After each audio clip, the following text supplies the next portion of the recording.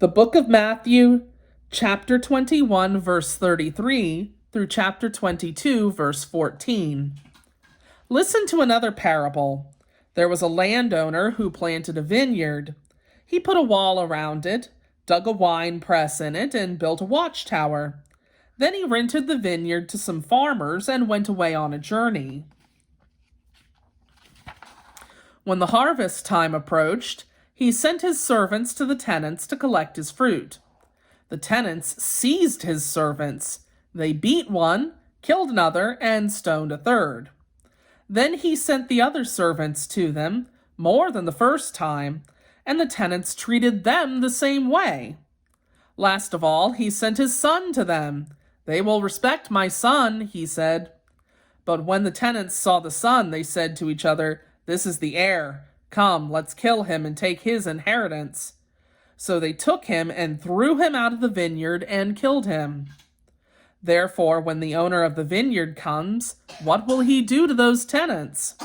"He will bring those wretches to a wretched end," they replied, "and he will rent the vineyard to other tenants who will give him his share of the crop at harvest time." Jesus said to them, "Have you never read in the scriptures, 'The stone the builders rejected has become the cornerstone'? The Lord has done this, and it is marvelous in our eyes. Therefore I tell you that the kingdom of God will be taken away from you and given to a people who will produce its fruit. He who falls on this stone will be broken to pieces, but he on whom it falls will be crushed." When the chief priests and the Pharisees heard Jesus' parables, they knew he was talking about them.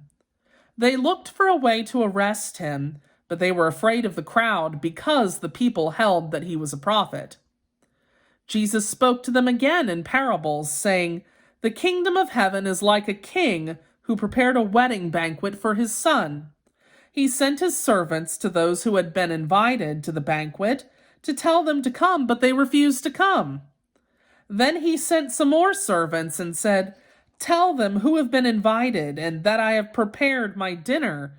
My oxen and fattened cattle have been butchered and everything is ready. Come to the wedding banquet.'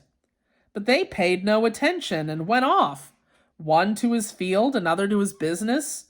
The rest seized his servants, mistreated them, and killed them. The king was enraged. He sent his army and destroyed those murderers and burnt their city. Then he said to his servants, 'The wedding banquet is ready, but those I invited did not deserve to come. Go to the street corners and invite to the banquet anyone you find.' So the servants went out to the streets and gathered all the people they could find, both good and bad, and the wedding hall was filled with guests. But when the king came in to see the guests, he noticed a man there who was not wearing wedding clothes. 'Friend,' he asked, 'how did you get in here without wedding clothes?' The man was speechless.